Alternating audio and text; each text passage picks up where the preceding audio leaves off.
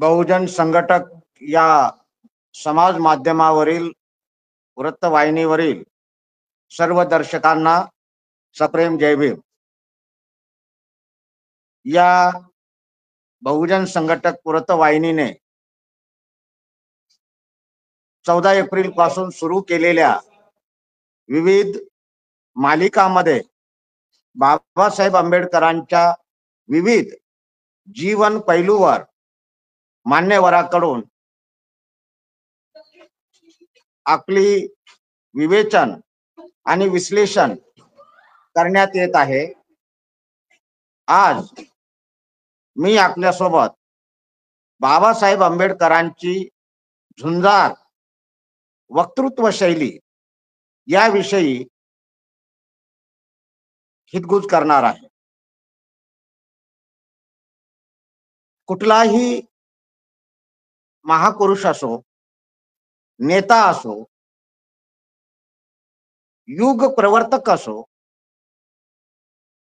जग बदलणारे जी काही मंडळी या पृथ्वी तलावर होऊन गेलेली आहे,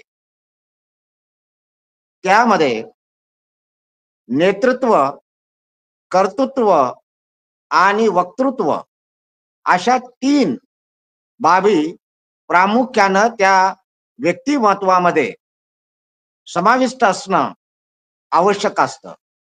या 3 बाबी बुद्धापासून बाबासाहेब आंबेडकर आणि बाबासाहेब आंबेडकरांपासून पुढे आज जे काही नेते आहेत, त्या जगमान्य अशा नेत्यामध्ये ह्या 3 बाबीचा संगम झालेला आहे। आणि बाबासाहेब आंबेडकरांच्या व्यक्तिमत्वामध्ये प्रामुख्याने आपल्याला ह्या बाबी दिसून येतात की बाबासाहेब आंबेडकरांचं व्यक्तिमत्व म्हणजे झुंजार नेतृत्व, ज्याला अतुलनीय, अतुल्य, अजोड की ज्याला दुसरी जोड नाही अशी अजोड नेतृत्व, अथांग कर्तृत्व आणि अमोघ वक्तृत्व, या 3 बाबीचा संगम बाबासाहेब आंबेडकरांच्या व्यक्तिमत्वामध्ये झालेला आहे।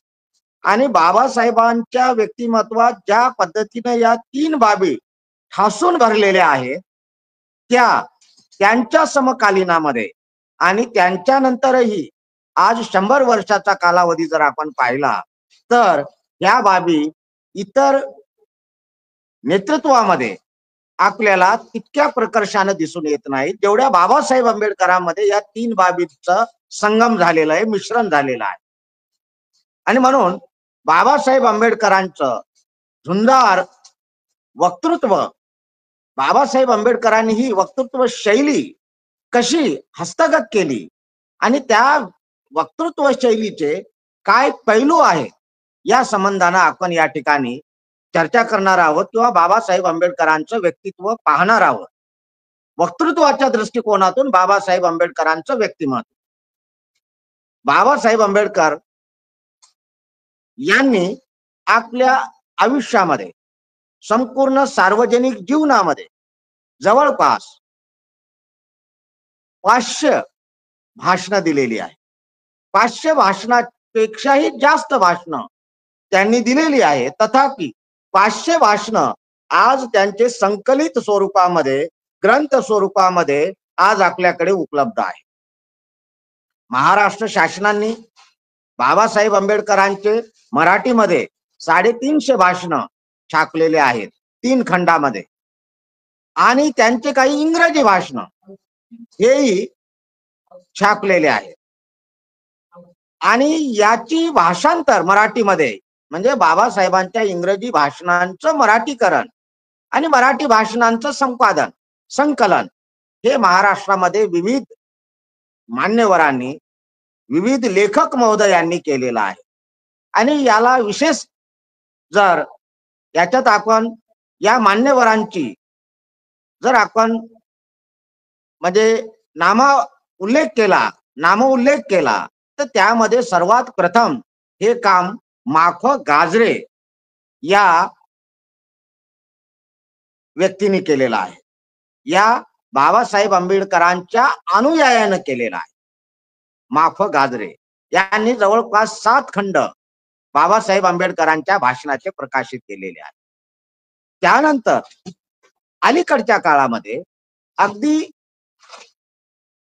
ज्याला अभ्यासकीय किंवा दृष्टिकोनातून आपण पाहिलं, रिसर्च ओरिएंटेड दृष्टिकोनातून पाहिलं तर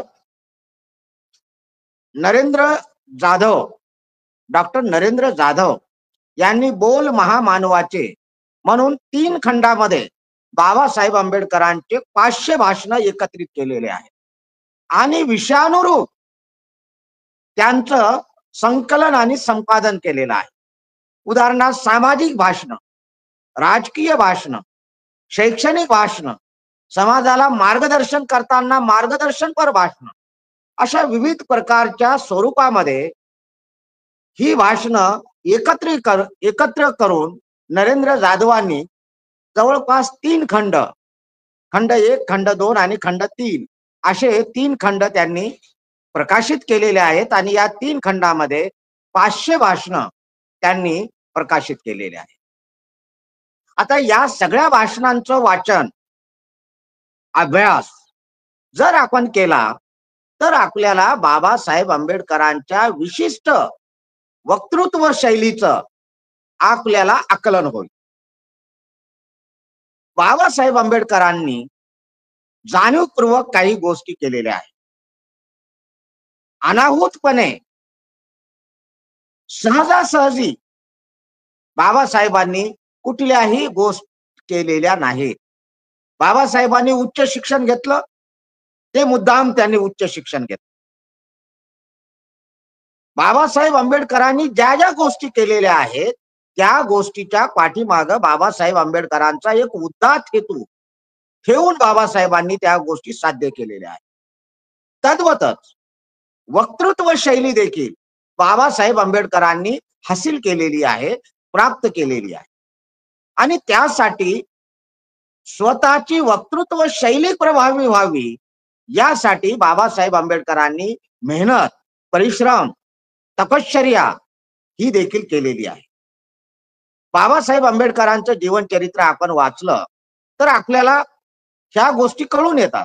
खैर मोडेंनी लिहिलेलं आहे की बाबासाहेब आंबेडकरांना जेव्हा महाडच्या सत्याग्रहाच्या वेळेस बाबासाहेबांना जेव्हा जनतेला संबोधित करायचं होतं त्यावेळेस बाबासाहेब आंबेडकरांनी आपल्या भाषणाचा 2दा ते 3दा सराव आणि लिखित भाषण, बाबासाहेब आधी भाषण लिहायचे आणि लिहून ते भाषण पुन्हा वाचन करायचे. बाबासाहेब आंबेडकरांची थिंकिंग ही इंग्रजी होती. बाबासाहेब आंबेडकरांची थिंकिंग ही इंग्रजी होती की ते इंग्रजीमध्ये विचार करायचे आणि मग मराठीमध्ये लिहायचे. बरेच वेळेस इंग्रजीमध्ये लिहून त्याचं भाषांतर मराठीमध्ये करायचं आणि सामान्य माणसाच्या बोली भाषेमध्ये म्हणजे बाबासाहेब आंबेडकरांच्या भाषणाची जर आपण शैली पाहिली तर बाबासाहेब आंबेडकरांनी विद्वत जनांना ज्या पद्धतीने भाषण केलेले आहेत, व्हाईसरायच्या काउन्सिलमध्ये जी भाषणं केलेली आहे, गोलमेज परिषदेमध्ये जी भाषणं केलेली आहेत आणि जनसामान्यामध्ये जी भाषणं केलेली आहेत ते त्या पद्धतीनं ऑडियन्स आपल्या पुढे कोण आहे हे गृहीत धरून बाबासाहेब आंबेडकरांनी भाषणं केलेली आहे. तर खैरमोडेंनी असं लिहिलेलं आहे की महाडच्या चौदार तळ्याच्या सत्याग्रहाच्या वेळेस जेव्हा जनतेला उद्देशून त्यांनी भाषण केलं तेव्हा त्या भाषणाची स्क्रिप्ट त्यांनी 2दा ते 3दा तयार केली आणि मग आपलं भाषण कोणत्या दर्जाचं व्हायलंय. बाबासाहेब आंबेडकरांना हे भाषण जागतिक दर्जाचं त्यांना करायचं होतं. बाबासाहेब आंबेडकरांच्या भाषणाचं वैशिष्ट्य म्हणजे बाबासाहेब आंबेडकर नेहमी जागतिक संदर्भ आपल्या भाषणामध्ये पेरीत असे, ठासून भरीत असे जागतिक संदर्भ. आता महाडच्या चौदार तळ्याचं भाषण जे आहे बाबासाहेबांचं सत्याग्रहाचं, त्या सत्याग्रहाला बाबासाहेब आंबेडकरांनी ही फ्रान्सच्या राज्यक्रांतीची उपमा दिलेली आहे. म्हणजे त्या घटनेची तुलना बाबासाहेब आंबेडकर फ्रान्सच्या क्रांतीशी करतात. फ्रान्सची क्रांती जी आहे, फ्रान्सची क्रांती ही समतेसाठी क्रांती झालेली आहे. आणि म्हणून महाडचा रणसंग्राम हा केवळ पाणी मिळत नाही, पाण्याची टंचाई आहे, म्हणून आम्ही पाण्याचा सत्याग्रह करीत आहोत, की आज महाराष्ट्रामध्ये भीषण पाण्याची टंचाई आहे, देशामध्ये पाण्याची भीषण टंचाई आहे. तेव्हा आमच्या गावाला, आमच्या शहराला टँकरनं पाणी पुरवठा करा. म्हणून आज ज्या पद्धतीनं भाषण किंवा नेते निवेदन सादर करीत असतात, धरणे आंदोलन करतात, त्या पद्धतीचा महाडचा सत्याग्रह नाही. तर महाडचा सत्याग्रह हा मानवी हक्कासाठी, मानवतेचा संघर्ष आहे, असं बाबासाहेब आंबेडकरांनी म्हटलेलं आहे. की आमचा जो हा सत्याग्रह आहे ते मानवतेचा संघर्ष आहे, की मानवतेच्या हक्कासाठी आम्ही रणमैदानामध्ये उतरलेले आहोत. म्हणजे मानवी हक्कासाठी, मूलभूत माणसाचा जो हक्क आहे, त्या मानवी हक्कासाठी आमचा हा संघर्ष आहे, हा आमचा सत्याग्रह आहे. अशा पद्धतीची मांडणी बाबासाहेब आंबेडकरांनी या भाषणामध्ये केलेली आहे. बाबासाहेब आंबेडकरांच्या वक्तृत्व शैलीचं हे एक द्योतक आहे, की जनसामान्याला ज्या भाषेत बोलायचं त्या भाषेत बोलत असतानाच आपल्या भाषणाचा जागतिक संदर्भ असावा, तो उद्या इतिहासाचा भाग होणार आहे. हे बाबासाहेबांना माहिती होतं, की बाबासाहेब स्वतःला ते एक इतिहासाचा भाग मानित होते, की मी जे काही करीत आहे हे उद्या इतिहासाचा भाग होणार आहे. आणि म्हणून बाबासाहेबांची कुठलीही कृती ही सहज चलता चलताच काहीतरी ध्यानात आलं. अनेक लोक महाडच्या सत्याग्रहाबद्दल बोलतायत, की बाबासाहेब आंबेडकरांना तिथे परिषद घ्यायची होती, पाण्याचा सत्याग्रह करायची कल्पना ही आयत्या वेळी आलेली आहे. अनेक विचारवंतांची ही मांडणी आहे, की पाणी पिण्याचा जो सत्याग्रह आहे ते बाबासाहेब आंबेडकरांनी आयत्या वेळी आलेला विषय आहे. नाही, बाबासाहेब आंबेडकरांची कुठलीही कृती सहज मनात आलं आणि केलं, वाटलं म्हणून रेटलं, पटलं तर पटलं, नसता कटलं, अशा पद्धतीची बाबासाहेबांची कुठलीही कृती नव्हती. आणि म्हणून बाबासाहेब आंबेडकरांनी या समुदायासमोर भाषण करताना देखील प्रचंड अशी तयारी केलेली होती. बाबासाहेबांनी ही गोष्ट स्पष्ट सांगितलेली. विद्यार्थ्यांना मार्गदर्शन करताना बाबासाहेबांनी अनेक मान्यवर वक्त्यांचे दाखले दिलेले आहेत. बाबासाहेब म्हणतात, लॉर्ड चर्चिल हा समकालीन काळामध्ये, त्या काळामध्ये फार मोठा वक्ता देखील होऊन गेलेला आहे, चर्चिल. आणि ते पार्लमेंट मध्ये जात असताना, भाषण करीत असताना आपल्या शर्टाच्या कफवर, हा जो कफ आहे शर्टाचा, याच्यावर काही मुद्दे लिहून नेत असे आणि ते मुद्दे वाचन करीत करीत तो पार्लमेंट मध्ये भाषण करीत असे. बाबासाहेब आंबेडकर देखील आपले भाषण चांगलं व्हावं, सगळ्यात चांगलं व्हावं आणि ते भाषण टिकाऊ राहावं, वाङ्मयाच्या दृष्टीनं, त्यानंतर लोकांच्या दृष्टीनं, प्रबोधनाच्या दृष्टीनं, सगळ्या दृष्टीनं ते भाषण उच्च दर्जाचं व्हावं याची काळजी बाबासाहेब आंबेडकर घेत होते. आणि म्हणून बाबासाहेब आंबेडकरांची भाषणं आज अजरामर ठरलेली आहेत.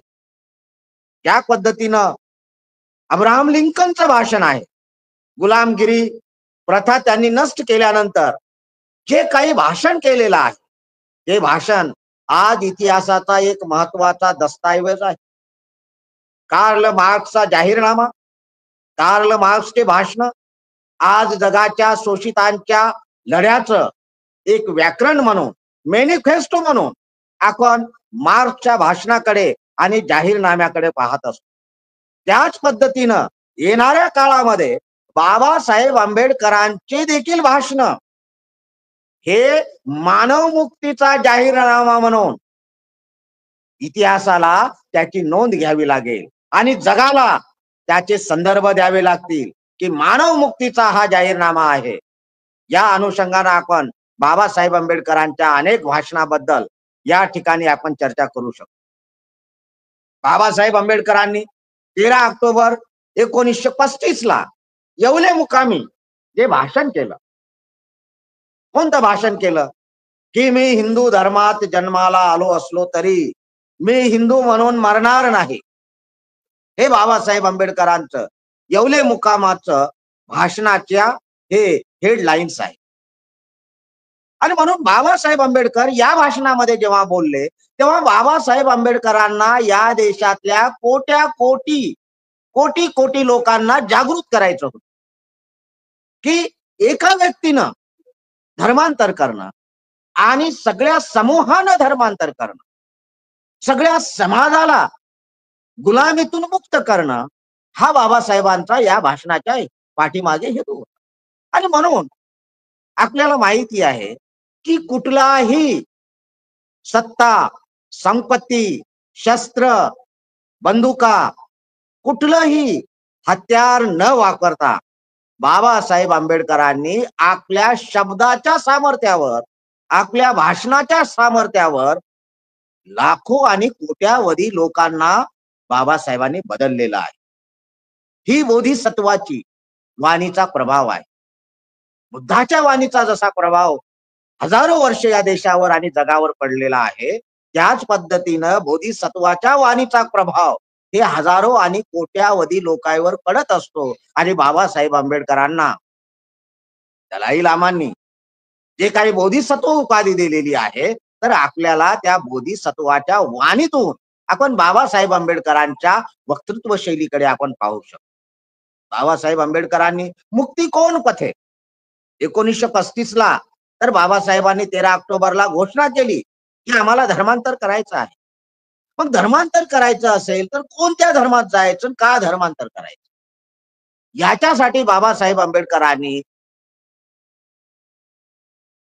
28, 29, 30, 31 आणि 1 जून अशा 3 ते 4 दिवस सलग मुंबईमध्ये त्यांनी परिषदा घेतल्या. महार समाजाची परिषद घेतली, मातंग समाजाची परिषद घेतली, चर्मकार समाजाची परिषद घेतली आणि वाघ्या मुरळेंची देखील परिषद घेतली. 4 परिषदा बाबासाहेबांनी सलग घेतल्या. आणि यामध्ये त्यांनी मुक्ती कोण पथे, की आम्हाला कोणत्या पथाने गेल्यानंतर मुक्ती मिळणार आहे, याबद्दलचं सुतोवाच बाबासाहेबांनी आपल्या त्या भाषणामध्ये मांडलेले. आज बाबासाहेब आंबेडकरांचा एक एक भाषणाचा ग्रंथ हा समाजाला संग्राह्य आणि संदर्भ ग्रंथ म्हणून आज समाजाने तो जतन करून ठेवलेला आहे. महाराष्ट्र शासनाचे मी धन्यवाद देतो की महाराष्ट्र शासनाने फार मोठी कामगिरी पार पाडलेली आहे, अजून पाडायची आहे. सांप्रतचं सरकार जे समकालीन सरकार देवेंद्र फडणवीसचं आहे, ते फडणवीसचं सरकार आज बाबासाहेबांच्या चरित्र साधनाच्या प्रकाशनाकडे लक्ष देत नाही, हे देखील मी इथे नमूद करतो. पण ज्या आतापर्यंतच्या सरकारांनी जे काही संसाधनं आणि जे काही ग्रंथ छापलेले आहेत, त्याच्यातून बाबासाहेब आंबेडकरांना एक रिकॉग्निशन मिळालेलं आहे, रिकॉग्निशन आणि बाबासाहेबांचं जागतिकीकरण झालेलं आहे. आणि म्हणून बाबासाहेबांनी मुक्ती कोण पथे हा भाषण मे 1936 30 मे 1936 ला बाबासाहेबांनी मुंबईला दिलेला आहे. आणि या भाषणामध्ये बाबासाहेबांनी समाजाला हे समजून सांगलेलं आहे की आम्हाला धर्मांतर करणं का आवश्यक आहे. आणि धर्मांतर करायचं असेल तर मग आम्ही कोणत्या धर्मात जाणार आहे. आता मुक्ती कोण पथे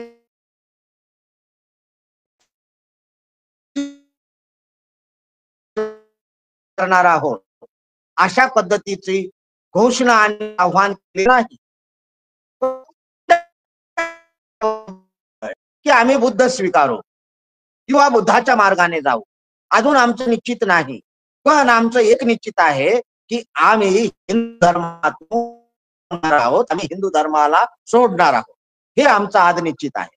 आणि कोणता धर्म स्वीकारायचा तर ते आम्ही येणाऱ्या काळामध्ये निश्चित करू आणि आम्ही तो धर्म स्वीकारू.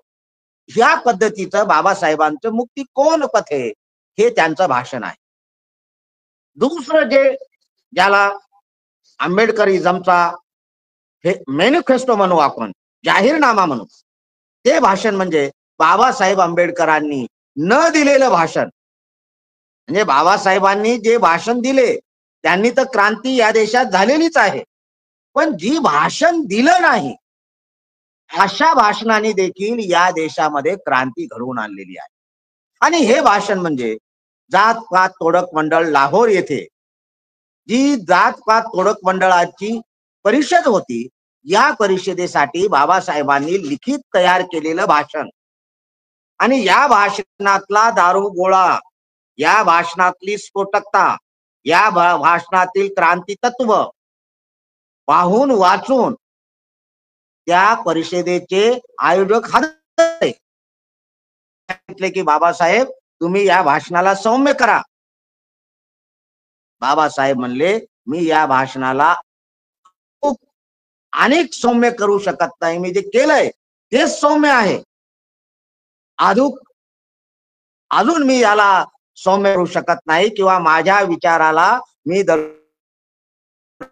नाही, माझे विचार आहेत.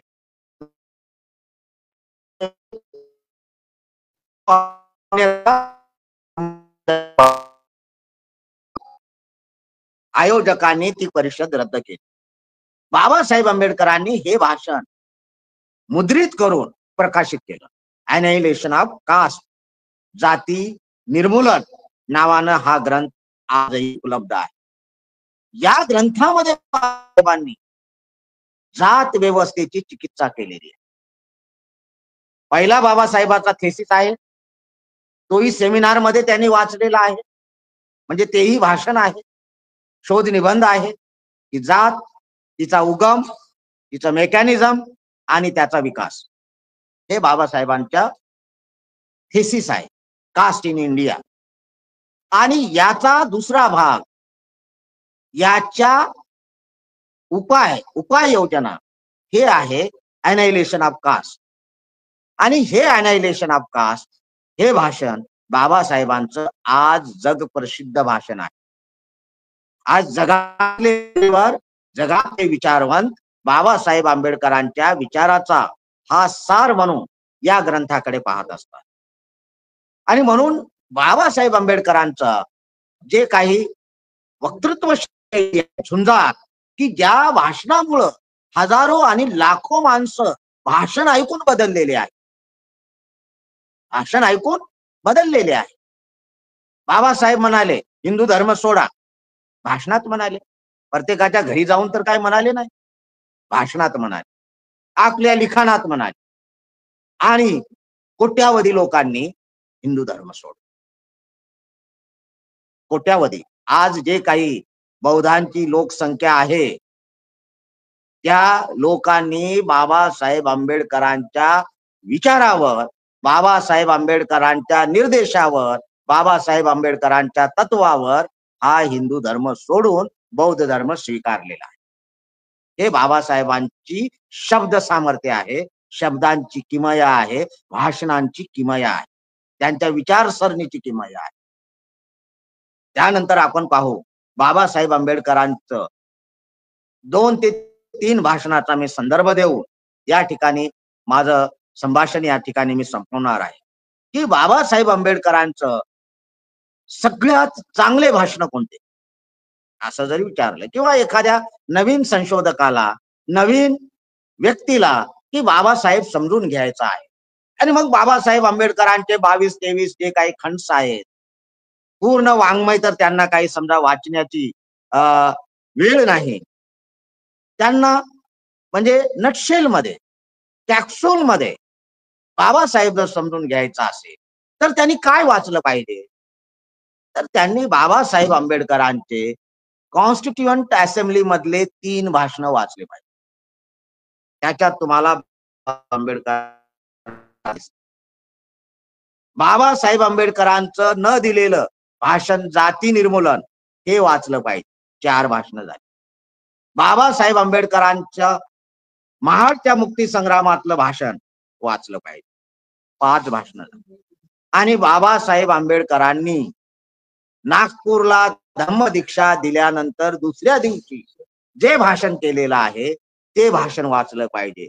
हे जर 6 भाषण वाचले तर बाबासाहेब आंबेडकरांच्या विचाराचा सार आपल्याला नटशेल मध्ये, एका कॅप्सूल मध्ये आपल्याला तो मिळू शकतो.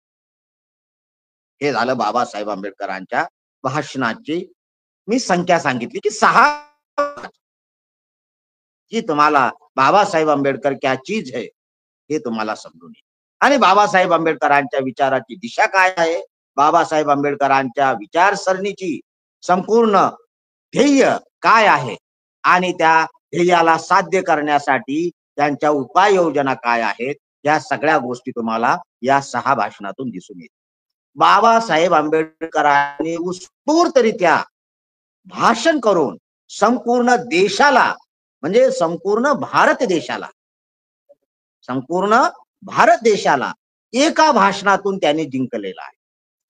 एकच भाषण त्यांनी, आणि ते भाषण म्हणजे संविधान सभेमध्ये त्यांनी दिलेलं 17 डिसेंबर 1946 रोजी दिलेलं भाषण. या भाषणाने बाबासाहेब आंबेडकरांनी संपूर्ण भारत देशाला जिंकलेला आहे. आपल्याला माहिती आहे की बाबासाहेब आंबेडकर संविधान सभेमध्ये येऊ नये यासाठी संविधान सभेने संपूर्ण संविधान सभेचे दार, खिडक्या आणि व्हेंटिलेटर्स देखील बंद केलेल्या होत्या. सरदार वल्लभभाई पटेलांचं ते विधान आहे कि अंबेडकर की एंट्री हमने बंद कर दी है, संविधान सभा के सभी दरवाजे, खिड़कियां और वेंटिलेटर्स भी बंद किए, देखते हैं कैसे एंट्री लेते हैं. हे या परिस्थितीमध्ये बाबासाहेब आंबेडकर आपल्या मुत्सद्देपणातून, आपल्या मुत्सद्देगिरीतून त्यांनी पश्चिम बंगालमधून बाबासाहेब आंबेडकरांनी, तेव्हा संयुक्त बंगाल होता एकत्रच, पश्चिम बंगाल फाळणीनंतर पश्चिम आणि पूर्व बंगाल असे झाले. त्यावेळेस बंगालमधून बाबासाहेब आंबेडकरांनी शेड्यूल कास्ट फेडरेशनच्या तिकिटावर बाबासाहेब आंबेडकरांनी निवडून येऊन संविधान सभेमध्ये एंट्री घेतली.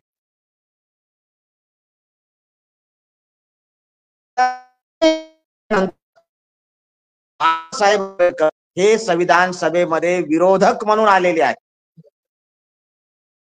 काँग्रेस आणि त्यांचा जो काही कोर ग्रुप त्या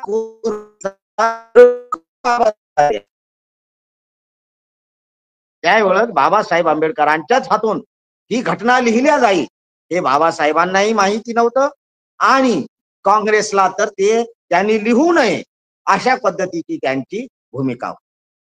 गांधीजींची देखील होती.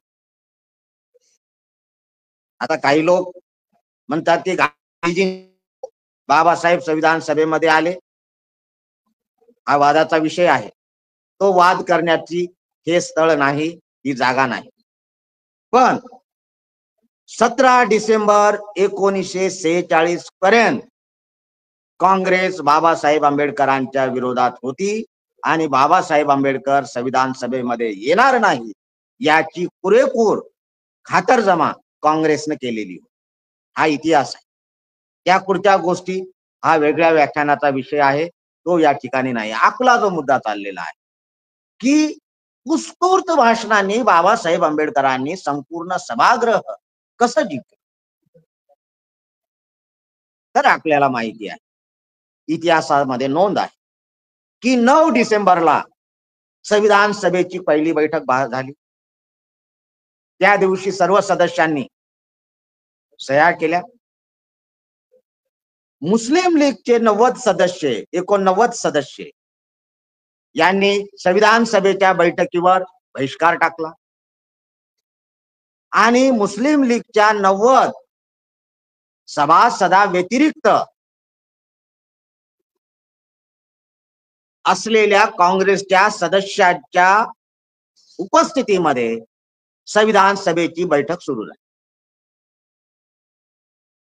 13 डिसेंबरला पंडित जवाहरलाल नेहरू यांनी ऑब्जेक्टिव्ह रिझोल्युशन की संविधानाचं ऑब्जेक्टिव्ह काय आहे, ध्येय धोरण काय आहे, ते काय असावे, कसे असावे, याबद्दलचा एक ठराव नेहरूंनी मांडला. आणि या ठरावाला विरोध केला काँग्रेसच्या तिकिटावर निवडून आलेल्या हिंदू महासभेच्या बॅरिस्टर M.R. जयकर यांनी. त्यांचं असं म्हणणं होतं की जोपर्यंत मुस्लिम लीगचे सभासद सभागृहात येत नाहीत तोपर्यंत आपण कार्यवाही रहित करावी, त्यांना कन्व्हिन्स करावं आणि त्यांच्या उपस्थितीमध्ये आपण संविधान सभेचं कार्यवाही सुरू करावी आणि हा विषय ऑब्जेक्टिव्ह रिझोल्युशन हा मांडावा. M.R. जयकरांनी ही भूमिका मांडली. नेहरूच्या या ठरावाला, या मुद्द्यावर M.R. जयकरांनी विरोध केला. M.R. जयकरांना काँग्रेसनी मुंबई प्रांतातून निवडून आणलेला आहे. ते हिंदू महासभेचे आहेत. बाबासाहेबांना सहकार्य केलं नाही. बाबासाहेब म्हणतात एका भाषणामध्ये की सगळ्या सवासणीला त्यांनी भंडारा लावला, कुंकू लावलं. मी त्याच लाईनीला असताना मला त्यांनी कुंकू लावलं नाही. अनेक सवासणीला त्यांनी कुंकू लावलं आणि आपल्यात घेतलं, पूजा पाठाला घेतलं, पण मला त्यांनी जाणून बुजून कुंकू लावलं नाही. आणि मग बाबासाहेब आंबेडकर एक विरोधी वाकावर संविधान सभेमध्ये बसलेले आहे आणि संविधान सभेच्या कार्यवाही सुरू झाली.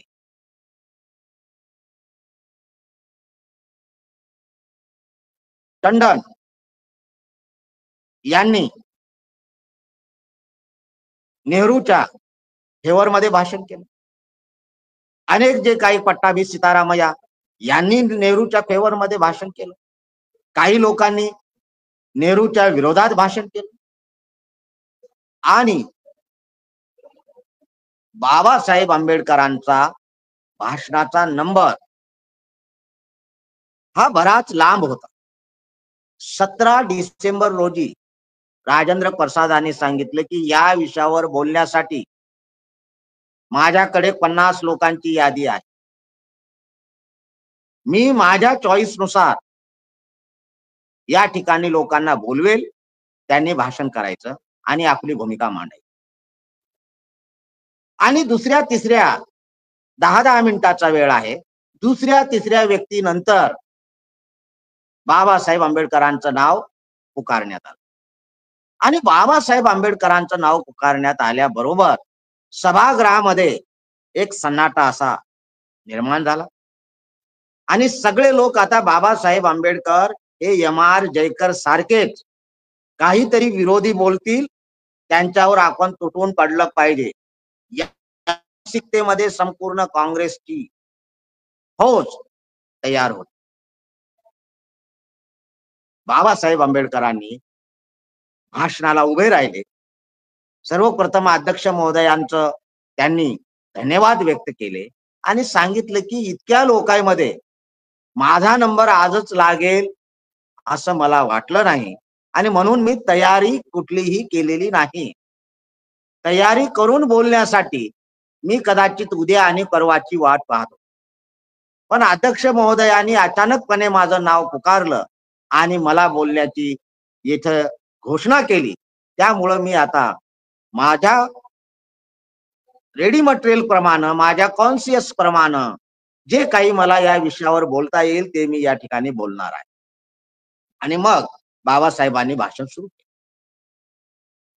बाबासाहेब जसे जसे बोलत गेले तसे तसे टाळ्यांचा गजर आणि संपूर्ण सभागृहाचं चित्त हे बाबासाहेबांनी वेधलं. बाबासाहेब आंबेडकरांची प्रभावी वाणी आणि सगळं सभागृह मतिगुंग झालं आणि टाळ्या पडत राहिल्या. बाबासाहेबांनी अनेक जागतिक विचारवंतांचे दाखले देऊन बाबासाहेबांनी ती सभा, ते भाषण आणि ते सभागृह त्या भाषणानं जिंकलं. काय केले बाबासाहेबांनी? बाबासाहेब आंबेडकरांनी नेहरूंना पाठिंबा दिला नाही. बाबासाहेबांनी जयकरांच्याच गोष्टीला समर्थन दिलं. पण ही बाब सभागृहाच्या पुढे मांडत असताना सगळ्या सभागृहाच्या मन, कान आणि त्यांचे ध्यान बाबासाहेबांनी एकदम मोकळे केले. बाबासाहेबांनी सांगितलं की आज जरी आम्ही विविध छावण्यामध्ये विभागलेले असलो तरी संकटाच्या वेळी आम्ही एकत्र येऊ आणि ती वेळ आता आलेली आहे. आम्ही देशाच्या संरक्षणासाठी आमचे जात धर्म सगळे भेद बाजूला ठेवून एक होऊ आणि या देशाची निर्माण करू, या देशाचं संरक्षण करू. आणि असं माझी मनोदेवता मला सांगते आहे की कुठलीही जगातली शक्ती भारतीयांना पराभूत करू शकत नाही, गुलामीत ठेवू शकत नाही. या पद्धतीचं भाषण बाबासाहेब आंबेडकरांनी त्या याच्यामध्ये केले आणि नेहरूंच्या प्रस्तावाची बौद्धिक चिकित्सा केलेली आहे. म्हणजे बाबासाहेब आंबेडकरांच्या झुंजार वक्तृत्वाचं जे काही एक पैलू आहे ते आहे चिकित्सा, तर्क आणि संदर्भ. बर्क जे काही इंग्लंडचे पार्लमेंटरियन होते, राजकीय विचारवंत आणि नेते होते, त्यांचे अनेक संदर्भ बाबासाहेबांनी या भाषणामध्ये दिलेले आहेत. एक संदर्भ आहे, बाबासाहेब म्हणतात बळाचा वापर करून तुम्ही कोणालाही जिंकू शकत नाही आणि जे जिंकाल ते तत्कालिक राहील. फॉर एव्हर त्या माणसाला तुम्ही बळाच्या वापरानं आपल्या कह्यात ठेवू शकत नाही, आपल्या कब्जात ठेवू शकत. हे बाबासाहेबांचं वाक्य. छिन्न विच्छिन्न झालेलं घर फार दिवस टिकत नाही आणि म्हणून बाबासाहेब देशाला एकत्र या म्हणतात, एक व्हा म्हणतात. हे जागतिक विचारवंताचे संदर्भ आहे, बर्कचे संदर्भ आहे. त्यानंतर आपल्या अब्राहम लिंकनचे संदर्भ आहे. हे विविध संदर्भ देऊन बाबासाहेब आंबेडकरांनी या संपूर्ण सभागृहाला जिंकलेला आहे. आणि मग देशामध्ये बाबासाहेब आंबेडकरांची एक वेगळी प्रतिमा निर्माण झाली की खरा देशभक्त जर कोण असेल तर बाबासाहेब आंबेडकरच आहेत, बी.आर. आंबेडकरच आहेत. अशा पद्धतीची प्रतिमा पूर्ण देशामध्ये या भाषणानंतर झाली. आणि हे भाषण बाबासाहेबांचं उत्स्फूर्त भाषण आहे. या भाषणात बाबासाहेबांची पूर्ण बौद्धिकता आलेली आहे. आणि याचं एक उदाहरण जर आपण पाहिलं की महाराष्ट्रातले तत्कालीन साहित्यिक, नाटककार, कवी, झुंजार वक्ता आचार्य अत्रे हे या भाषणापर्यंत 17 डिसेंबर 1946 पर्यंत बाबासाहेब आंबेडकरांच्या विरोधात होते. आणि हे भाषण जेव्हा त्यांनी वर्तमानपत्रातून वाचलं तेव्हा बाबासाहेब आंबेडकरांचे ते निस्सीम अनुयायी झाले, अंधभक्त नाही. ते आज अंधभक्तांच्या फौजा गल्लोगल्ली, गल्ली ते दिल्ली ज्या काही वाढलेल्या आहेत, अशा अंधभक्तांपैकी आचार्य अत्रे नव्हते. एक समीक्षक, टीकाकार, चिकित्सक आणि खरडे वक्ते होते. हे आचार्य अत्रे बाबासाहेब आंबेडकरांचे निस्सीम अनुयायी झाले या भाषणानंतर. आणि त्यांनी मग 14 एप्रिल 1947 चा बाबासाहेब आंबेडकरांचा विशेषांक, जयंती विशेषांक नवयुग या त्यांच्या मासिकातर्फे त्यांनी प्रकाशित केलेला आहे, विनामूल्य केलेला आहे. जेव्हा दादासाहेब गायकवाड आणि संपूर्ण त्या काळातली मंडळी बाबासाहेब आंबेडकरांचा जयंती विशेषांक छापावा यासाठी जेव्हा अत्रेकडे गेले किंवा तुमच्या नवयुग मार्फत आमचा एक विशेषांक काढा, तेव्हा ते म्हटले ठीक आहे, तुम्ही मला मटेरियल आणून द्या, पण हे मी माझ्या वतीनं विनामूल्य हे अंक मी प्रकाशित करील. आणि त्याचं कारण असं आहे की बाबासाहेब आंबेडकरांसारखा देशभक्त आज या देशात नाही. एवढा महान देशभक्त आहे. ही बाब अत्रेंना केव्हा पटली, तर ह्या 17 डिसेंबर 1946च्या भाषणानंतर. म्हणून बाबासाहेब आंबेडकरांचे हे जे 500 भाषणं आहेत, त्याच्यापैकी 6-7 जरी भाषणं आपण वाचले तर आपल्याला बाबासाहेब आंबेडकर काय ध्येयवाद आहे, बाबासाहेब आंबेडकरांच्या विचाराचा गाभा काय आहे, अन्वयार्थ काय आहे, मतितार्थ काय आहे, हे संपूर्ण आपल्याला याच्यातून दिसून येईल. आणि मग आता शेवटचं एक भाषण आहे, ते भाषण बाबासाहेबांचं शेवटचं भाषण, जसं 23 नोव्हेंबर 1956 हे बाबासाहेबांचं शेवटचं भाषण सारनाथला झाले.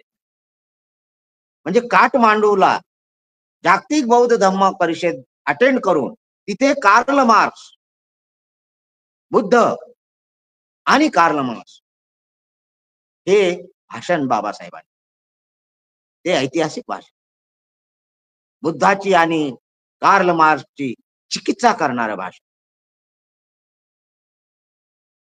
प्रत्येक बाबासाहेबांच्या भाषणाचे जे काही गाभे आहे, तर ते जगाला आणि देशाला, समाजाला एक दिशा देणारी आहे. मी ज्या भाषणाची या ठिकाणी आपल्या समोर चर्चा करणार आहे आणि माझं भाषण संपवणार आहे, ते म्हणजे बाबासाहेब आंबेडकरांनी संविधान सभेमध्ये दिलेलं अंतिम भाषण. ते आहे 25 नोव्हेंबर 1949. हे भाषण बाबासाहेब आंबेडकरांच्या देशभक्तीला, बाबासाहेब आंबेडकरांच्या राष्ट्र निर्मितीला आणि बाबासाहेब आंबेडकरांच्या एकूणच बाबासाहेब आंबेडकर होण्याला हे भाषण अधोरेखित करणार आहे. हु इज डॉक्टर आंबेडकर असं जर तुम्हाला कोणी विचारलं तर तुम्ही हे भाषण द्या त्याला. बाबासाहेबांनी काय केलं, बाबासाहेब कोण होते, बाबासाहेबांची जयंती का साजरी करायची, जय भीम का घालायचा, हे काही असे कुणाचे प्रश्न कुणाच्या डोक्यामध्ये टाळक्यामध्ये येत असतील तर त्यांनी हे बाबासाहेबांचं भाषण, शेवटचं कॉन्स्टिट्युएंट असेंब्लीतलं भाषण, त्यांनी ते वाचावं, आकलन करावं, अभ्यास करावा. हे भाषण म्हणजे बाबासाहेब आंबेडकरांचे संपूर्ण या देशाला एक मार्गदीप, एक मोजपट्टी आहे, मापदंड आहे की देशानं कसं वागावं, नागरिकांनी कसं वागावं, राज्यकर्त्यांनी कसं वागावं, संविधान काय आहे आणि संविधान काय नाही, हे सगळं याचं विवेचन करणारं भाषण म्हणजे बाबासाहेब आंबेडकरांचं हे शेवटचं भाषण. आता या भाषणाच्या विवेचनामध्ये मी आपल्याला घेऊन जात नाही, ते आपण वाचावं आणि इतरांनाही वाचण्यासाठी प्रेरित करावं. या ठिकाणी मी बाबासाहेब आंबेडकरांचं झुंजार व्यक्तिमत्व, झुंजार नेतृत्व, झुंजार कर्तृत्व आणि झुंजार वक्तृत्व, की ज्या वक्तृत्वामुळं, त्याच्या वाणीमुळं हजारो लाखो लोक एका भाषणानं बदलले. हिंदू धर्म छोड़ दो, छोड़ले, बौद्ध धर्म अपनाओ, स्वीकार. मी रामाला मानित नाही, लाखो लोक, करोडो लोक म्हणले मी रामाला मानित. मी कृष्णाला देव मानित नाही, लाखो लोक म्हणले मी कृष्णाला देव मानित नाही. काय वाणीत तेज आहे त्या वाणीमध्ये, त्या शब्दामध्ये काय ओज आहे, काय ताकद आहे, की एक व्यक्ती म्हणायला हजारो वर्षापासून आम्ही रामाला मानले, आम्ही राम राम घातले, जोहार घातलेला, आणि एक व्यक्ती येतो आणि आम्हाला सांगतो की म्हणा मी रामाला मानित नाही. लाखो लोक म्हणतात की मी रामाला मानित नाही, आणि रामाला लाखो आणि कोट्यावधी लोक रामाला सोडून देतात. हे बाबासाहेबांच्या म्हणजे वक्तृत्वाचं हे फलित आहे. नेतृत्वाला वक्तृत्वाची जर जोड असेल, कर्तृत्वाची जर जोड असेल, तरच तो महापुरुष आणि युग पुरुष घडू शकतो. बुद्धाला बुद्धाची वाणी रसाळ, बुद्धाने आपल्या वाणीने लोकांना बदल, कुठल्याही प्रेशरनं नाही, आपल्या शब्दातूनच बदल, आपल्या वाणीतून भाषेतून बदलले. बाबासाहेब आंबेडकरांनी आपल्या वाणीतून बदल, महात्मा फुलेंनी आपल्या वाणीतून बदलले, नाव्याचा संप घडून आणला महात्मा फुलेंनी शब्दातून. अंगुलीमाल डाकू त्याला शब्दातूनच बुद्धांनी बदललं. तर्क दिला, झाडाचं तोडलेलं पान तू जोडून दाखव. तोडणं तर कोणालाही येत, तू जोडून दाखव. हे शब्दाच्या वाणीचे प्रभाव आहे. बाबासाहेब आंबेडकर या महापुरुषांच्या कडीतले अंतिम, आजपर्यंत तरी अंतिम असलेले ते एक महापुरुष आहेत, बोधिसत्व आहेत. मी या बोधिसत्वाला आजच्या प्रसंगी विनम्र अभिवादन करतो.